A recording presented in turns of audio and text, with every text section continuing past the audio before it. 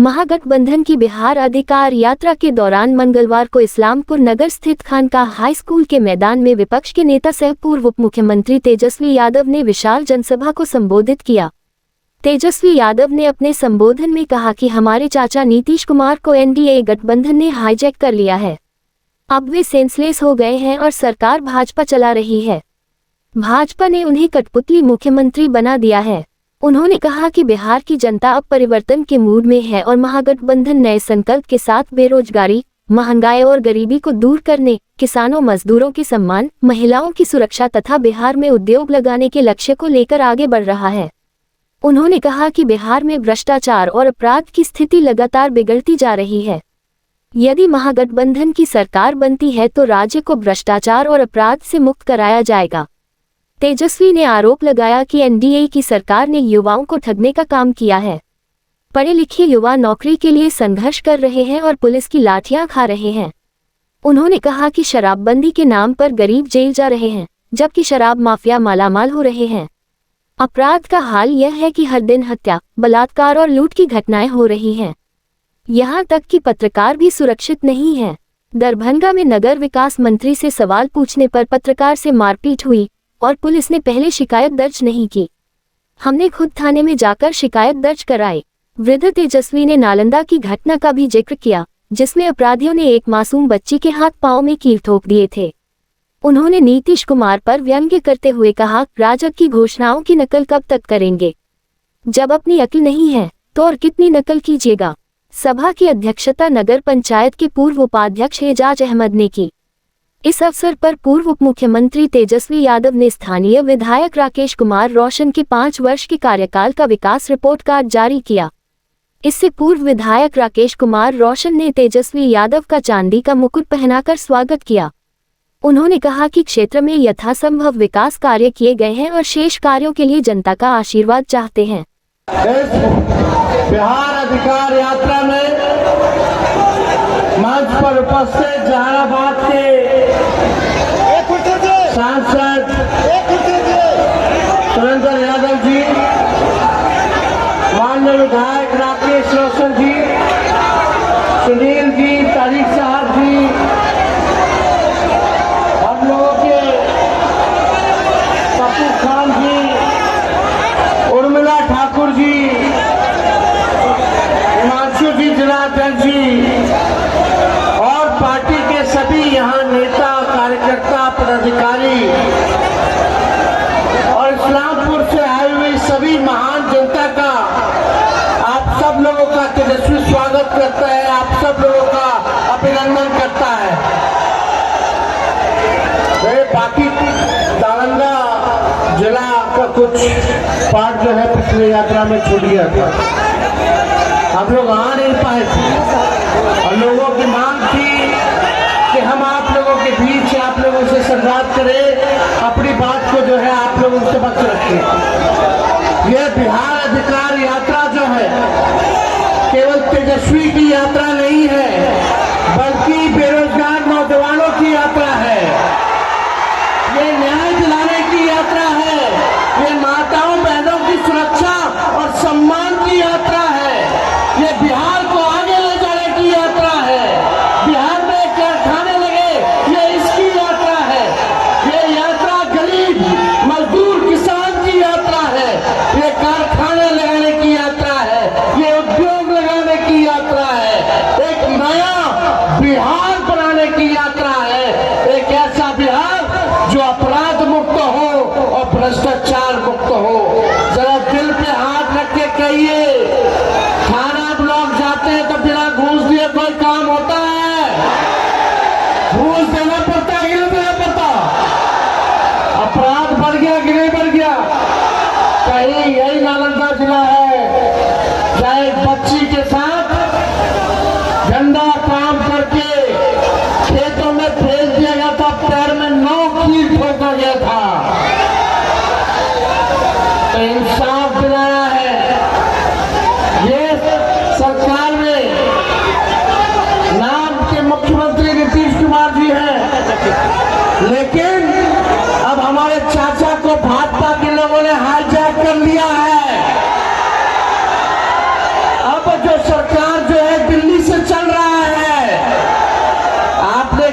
ये वो नीतीश जी नहीं रह गए। 2-4 लोग मिलकर के एक बड़ा भारी साजिश किया है उनके खिलाफ। आज उनकी स्थिति जैसी है, आज हमको अफसोस होता है, दर्द होता है, लेकिन आज 3-4 लोग मिलकर के हाईजैक कर लिया है। अब बिहार सरकार नीतीश जी नहीं चला रही है, गुजराती लोग चला रहा है। 2 गुजराती चला रहा है, 2 गुजरात के लोग चला रहे हैं। और जो स्थिति आपने देखी, ये वही नीतीश कुमार जी पहले थे जो मोदी जी का थाली खींच लिए थे। आज ऐसी स्थिति आ गई कि नीतीश जी को मोदी जी का पैर छूना पड़ रहा है। क्या स्थिति आ गई? कहीं ना कहीं दाल में कुछ गड़बड़ है, काला है। इसलिए आप सब लोगों के बीच आए। गरीबी है, बेरोजगारी है, महंगाई है, गुणवत्तापूर्ण शिक्षा सबसे ज्यादा जरूरी है। अच्छा अस्पताल लोगों को चाहिए, लेकिन अभी भी नौजवान हमारा भाई बहन डिग्री लेकर के भी, अभी देखिएगा, डिग्री लेकर के भी बेरोजगार घूम रहे हैं। कितने लोग बेरोजगार हैं जरा बताइए। बेरोजगारी मिटना चाहिए कि नहीं मिटना चाहिए? ये मोदी जी आते हैं, खाली वोट के समय वोट लेंगे यहाँ, अब फैक्ट्री लगाएंगे गुजरात में, या बिक्री चाहिए बिहार में? ये चलने वाला है? कितना फैक्ट्री गुजरात में, बिहार में बताओ एक कारखाना अगर खोला हो तो। लेकिन फैक्ट्री भी गुजरात में लगाएंगे, बिक्री बिहार से चाहिए। अब ये होने वाला ऐसा होगा क्या? ठगाइएगा क्या? इसलिए आप सब लोग एकजुट रहिए, आप सब एकजुट रहिए। आज जो तेजस्वी कह रहे हैं वही सरकार को करना पड़ रहा। हमने बोला पेंशन हम बढ़ाएंगे, तो ये सरकार कहती है हम भी 1100 रुपया बढ़ाएंगे। हमने बोला बिजली 200 यूनिट फ्री में देंगे, तो ये सरकार ने कहा हम भी जो है 125 यूनिट फ्री में बिजली देंगे। हमने बोला डोमिसाइल लागू करेंगे, तो ये सरकार कहती है हम भी करेंगे। हमने बोला युवा आयोग बनाएंगे, तो ये सरकार कहती है हम भी बनाएंगे। हमने कहा माई बहन मान योजना लाएंगे, हर महीने माताओं बहनों के खाता में 2500 रुपया डालेंगे अगर हमारी सरकार बनेगी। यानी एक साल में 30,000 रुपया और 5 साल में 1.5 लाख रुपया माता बहनों को तेजस्वी की सरकार बनेगी तो देने का काम करेगा। तो ये सरकार कहती है, नकल करती है, ये नकलची सरकार है, कहती कि 10,000 देंगे और उसके बाद समीक्षा करेंगे कि आगे देना है कि नहीं देना है। तेजस्वी जो देगा वो मदद के तौर पे देगा, और अभी जो सरकार 10,000 देगी उधार के तौर पे देगी, बाद में आप लोगों से वसूल लेगी। इसलिए बच करके रहिए ये सरकार से। तेजस्वी आगे आगे है। आज देखिएगा तेजस्वी उप मुख्यमंत्री रहते हुए 5 लाख लोगों को नौकरी दिया, 4.5 लाख नियोजित शिक्षकों को राजकीय कर्मी का दर्जा दिया, 3.5 लाख नौकरी प्रक्रियाधीन कराया। जब हम बोलते थे कि तेजस्वी देगा नौकरी, तो हमारे चाचा बोलते थे कहाँ से लाएगा, अपने बाप के पास से पैसा लाके देगा। लेकिन जब तेजस्वी ने रास्ता दिखा दिया तो आज हमारे चाचा को भी, बीजेपी के लोगों को भी बुझा गया कि भाई नौकरी की बात करनी है। लेकिन बिहार के लोग जानते हैं ये विजन किसका था, ये सोच किसकी थी। आप सोच का नकल तो कर लोगे, लेकिन नया सोच कहाँ से लाओगे, नया सोच कहाँ से लाओगे? तो आप बताइए, आप सब लोग मेरे साथ इस बार दीजिएगा कि नहीं दीजिएगा? पढ़ाई, दवाई, कमाई, सिंचाई, सुनवाई और कार्रवाई वाली सरकार चाहिए कि नहीं चाहिए? शराबबंदी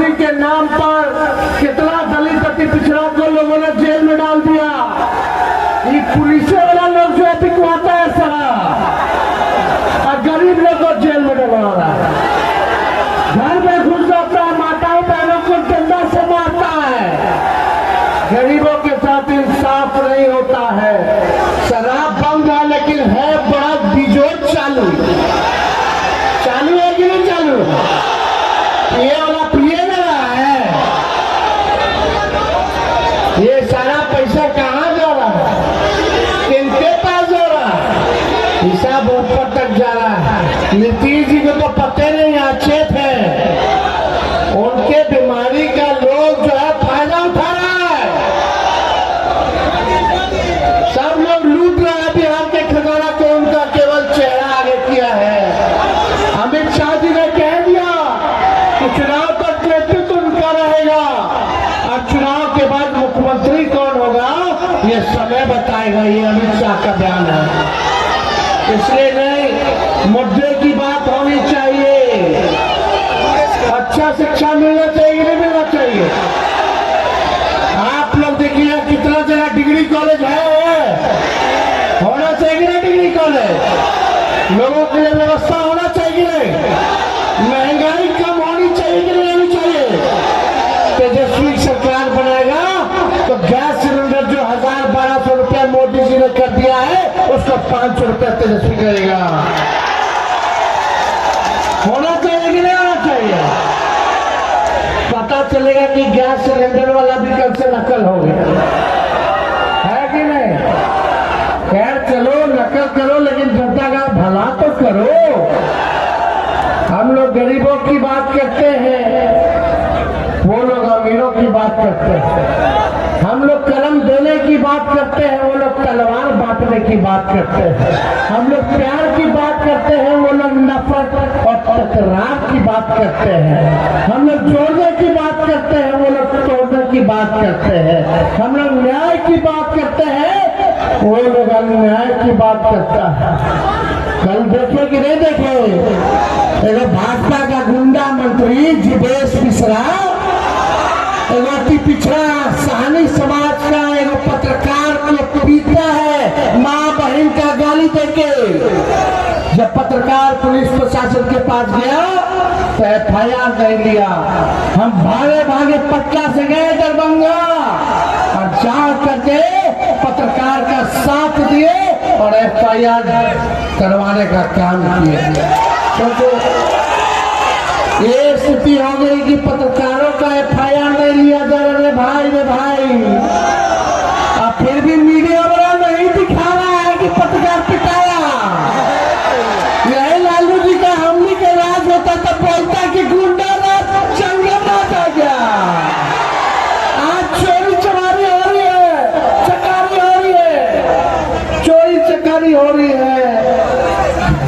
दुकान में घुस के मार दे रहा है गोली, बच्चियों के साथ रेप कर दे रहा है कि नहीं? तो गुंडा राज नहीं है। आज मीडिया वाले लोग को पीट रहा है, लेकिन इन बेचारे रिपोर्टरों की क्या गलती? इनके मालिकों ने एक बार भी जो है मीडिया के लोगों ने नहीं दिखाया कि भाजपा का गुंडा मंत्री, बल्कि वीडियो है उसका, आप लोग देखे जो हम डाले थे, क्या क्या बोल रहा था? बोलना चाहिए, मंत्री का काम यही है। अब सवाल पूछा, सड़क नहीं बनाए विधायक जी, मंत्री जी बोलिए, तो पकड़ के खींच के कपड़ा फाड़ के पीट के माई बहन का गाली दे रहे। माँ बहन केवल मोदी जी की है, गरीब की नहीं है। उनका सम्मान नहीं है। तो ये लोग बेईमान लोग हैं, झूठे लोग हैं। इसलिए आप सब लोग एकजुट होइए, नया बिहार बनाने का संकल्प लीजिए। बताइए सरकार बदलिएगा? अरे दोनों हाथ उठा करके बताइए, सरकार बदलिएगा ना? बदलना है ना?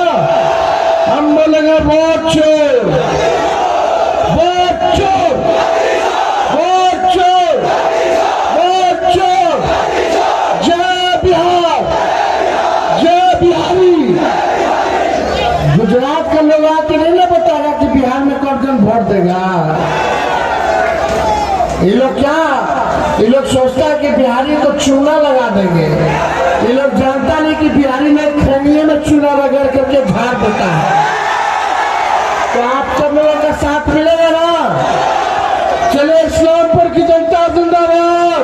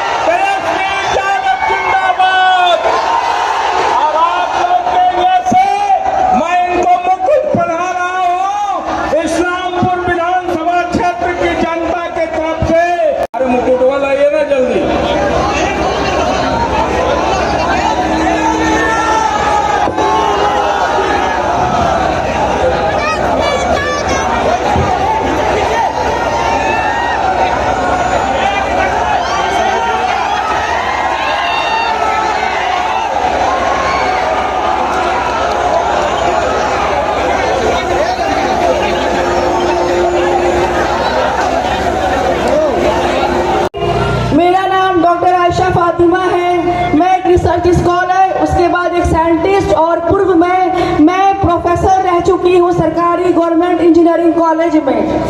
ये सब कुछ छोड़ के रिजाइन दे के मैं पॉलिटिक्स ज्वाइन की हूँ तेजस्वी जी के विजन से इंस्पायर होकर के, क्योंकि एकमात्र ही सरकार भारत में है जो महिलाओं को समझता है। सेंट्रल में आप देखेंगे तो कांग्रेस है, और बिहार स्टेट में हम देखेंगे तो राजद है। आरजेडी सिर्फ लालटेन दिखाने का काम नहीं किया, रोशनी भरने का काम किया है हमारी आपकी जिंदगी में। एक महिला होने के नाते मैं कुछ तेजस्वी जी का जो विजन है, जो उन्होंने कहा है सरकार बनाने का वादा किया है, और महिलाओं के लिए जो उन्होंने वादा किया है वो वादा को मैं आपके सामने समझ रखना चाहती हूँ। पहली बात आप समझिए, मेरी प्यारी माएँ और बहनें, चाची दादी जो भी यहाँ आई हुई हैं, तेजस्वी जी का पहला वादा है कि उनकी सरकार बनते ही, राजद की सरकार बिहार में आते ही, और हमारे नेता प्रतिपक्ष तेजस्वी यादव जी जब मुख्यमंत्री बनेंगे तो सारी महिलाओं को उनके खाते में 2500 रुपया दिया जाएगा।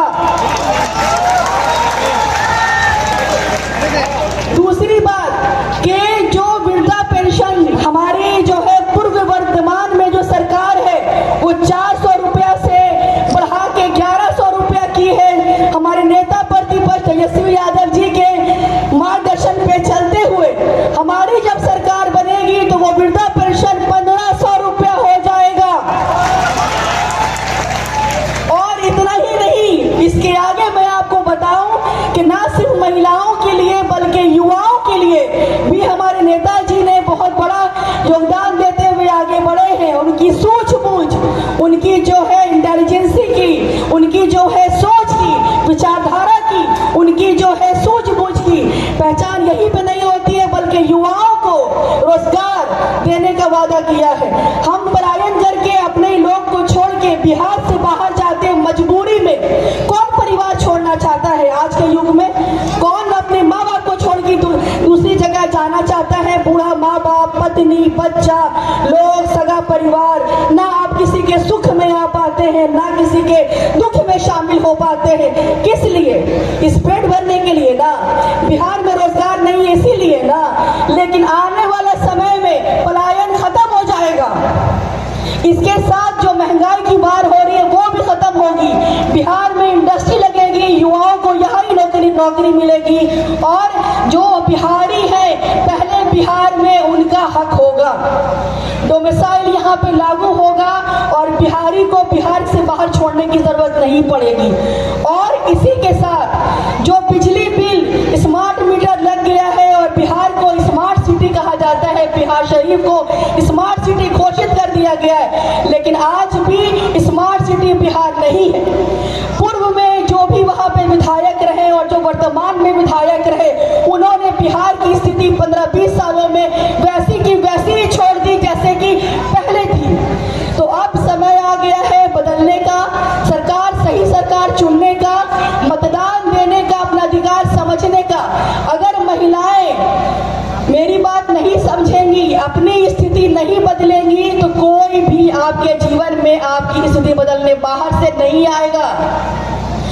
आपके बच्चे की भविष्य आपके हाथ में है। माँ बाप खुद पे सारा दुख गम झेल लेता है, आधा पेट खाना खा के पी लेता है पानी, लेकिन उसका ये आशा होता है कि मेरा बच्चा कुछ अच्छा करेगा। युवाओं के लिए जो सरकारी एग्जाम होता है कंपटीशन का, उसका चालान तेजस्वी जी ने कहा है कि वो मुफ्त कर देंगे। और इसी के साथ जो है आप समझिए आने वाले वक्त में हमारे पास अच्छी शिक्षा होगी, हमारे पास स्वास्थ्य होगा, हमारे पास रोजगार होगा। हम बिहारी हक से कहेंगे बिहारी एक बहुत महत्वपूर्ण और शक्तिशाली इंसान है। बिहारी ने जो ठाना है वो करके दिखाया है। इसका उदाहरण हमारे सामने जो है वो मांझी जी हैं, जिन्होंने पहाड़ का रास्ता काट दिया पत्नी के लिए। हमसे बड़ा कोई मेहनती है क्या? थोड़ा पीछे चल जाइए। आज मैं आपको बताऊं कि एक महिला की ताकत इतनी है कि हम घर गृहस्थी रसोई के साथ साथ सत्ता भी संभाल सकते हैं अगर ठान ले तो।